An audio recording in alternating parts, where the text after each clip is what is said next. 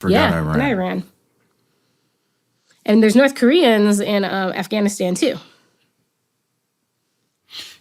Also, that makes a lot of sense with the Israel stuff. I know there's a lot of controversy about that. I didn't really understand why we're so heavily involved with that.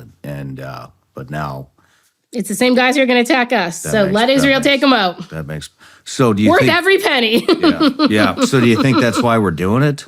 Well, I think we're doing it because they are an ally, right? I don't think people understand that is just the dress rehearsal, the first step to our attack. I don't think they understand it that way.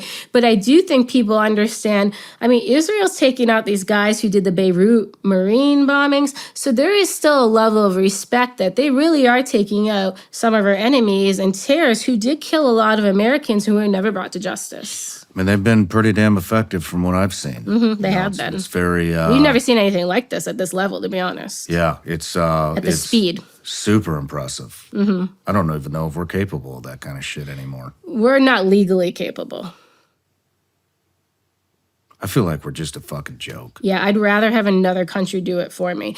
Even our Benghazi attackers, half of them are killed. Nothing to do with the United States. It's General Haftar in Libya did it. U.S. won't even back him. And he basically fine, I'll pay Wagner Group to do it. It's bad, right? If U.S. would have backed him, we could have had all the successes.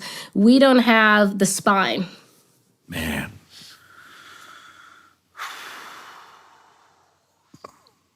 What else do you want to talk about? It's up to you. I'm your guest. I don't know if I can take any more bad news today, Sarah. What do you think about Cash Patel taking the FBI? I'm looking forward to, FBI to us is a huge failure. The Benghazi investigation's a nightmare. We passed them the mortar team last November, as I told you. We still don't have a response. I talk about how we passed tips and threats to multiple government organizations. We passed them something I felt interesting, actionable, that they could get ahead of on ISIS. No response.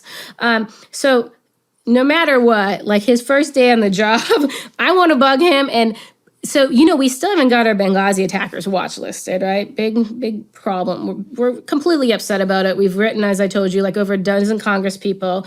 But there's one Benghazi plotter. And I've talked about him in the last episode, and we did a whole report on him. We call it Al-Qaeda's Lord of War. And I'll say the long name again. So the terrorists call him Musa bin Ali, but his name is Abdul Azim Ali Musa bin Ali, and he's from the Al-Darsi clan in Libya. But he was a 2012 Benghazi plotter, I've told you this before, and he is also involved in the U.S. homeland plot. He helped on the Hamas attacks, and he's helping in some of the U.S. embassy attacks. And we want him put on the FBI most wanted list. They can put one Benghazi attacker on the wanted list already. This is ridiculous. He's continuing attacks against us, and it's just he's completely ignored, right? Because he was involved in Benghazi attacks. Nobody cares. And look at all these other things he's doing. He was one of the big logistics guy for all these fighters in Syria. And then we act like we didn't even know all those guys got there. Guess what? If you were following him and targeting him, you would have seen all these fighters move there. Numerous people have been passing stuff to the U.S. government about all these guys training in Afghanistan for Syria. They didn't want to hear it. They said, those numbers are exaggerated. We don't believe it. If this was happening, we'd see it. It's no, you're not going to see it. You lost 99% of intelligence collection. You rely on the Taliban now. You are not going to see it.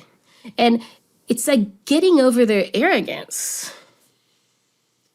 When we were in Benghazi, we knew we had no counterterrorism collection, right? We hadn't really had it under Gaddafi. We relied on him. And then we had no terrorist sources and terrorist groups in Benghazi at the time. We knew we were sitting ducks, right?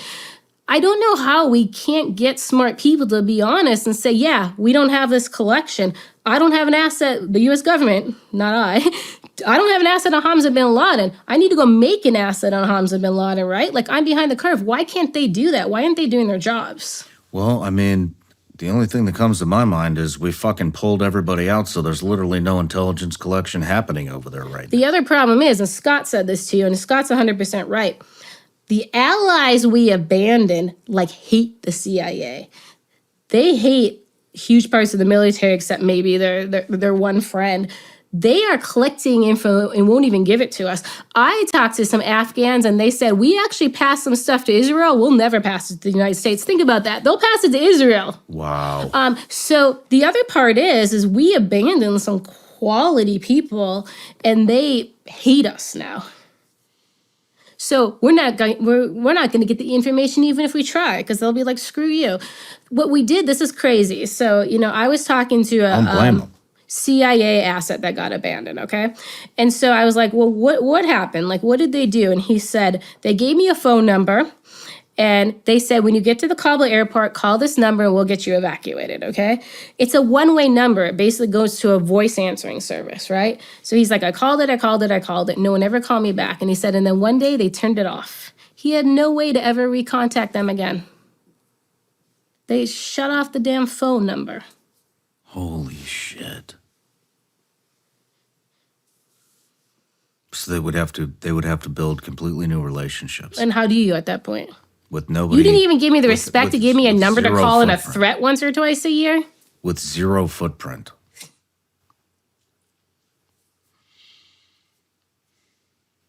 Well, I don't even know where to go from here. Me neither. You're the expert. I'm the expert. Yeah, you do this multiple times a week. I don't know. I mean, I'm just talking as a country. I know. It's frustrating. It makes me worried from my kids. Like, that's what I really worry about. Right? Because it's amazing. We only empowered these terrorists for a few years, but look what they've done with it. And I think there's a real disconnect in the U.S. Like, the U.S. is like, yeah, well, we haven't had terrorist attacks here. Yeah, because we were over there killing them. And now they plot, they train. We don't hit the camps. We used to bomb the camps. So Americans don't understand that those attacks didn't happen here because you and I were overseas stopping them. Yeah. Right? And so they're like, yeah, it's fine. And they downplay it. It's like, we've been saving you for 20 years. Nobody's doing it anymore. So you better learn to save yourself, right? Yeah. So it's a very frustrating thing, too, because you can't get any support for this. They're like, oh, terrorism is just a political thing, and they just try to bring fear in you. And it's like, what are you talking about? So it's very frustrating. Well, that's Americans. That's how they are, man. Disconnected. But when do you think, this would be I want to wrap the interview up, but Sure. how certain are you think we'll see something in 2025? I'm certain we'll either have embassy attacks in 2025 or the homeland attack, or both. All right. Well, there you have it, folks. So, Sarah Adams, former CIA targeter, and like I said, we got a love-hate relationship. I love having you on. I hate the information that you bring us because it's just, but, we need to know it because while the government doesn't want to take this shit seriously, a lot of citizens do, and, they're getting ready. A lot of people are getting ready. A lot of people are yanking their kids out of school because of safety. A lot of people are at least yanking them out of schools that have no safety precautions or any plan at all. and it's important that regular everyday Americans hear this stuff because, like you said, like Scott Mann says, nobody's coming to save you. This machine is no longer working. And so you better take matters into your own hands. And once again, Sarah, you write our intelligence newsletter every week, comes out every Monday. Benghazi, Know Thy Enemy. We'll link it in the description below. And let's go get some lunch, and I'll see you in a couple months. Sounds good. All right. Thanks again, Sarah. Thank you.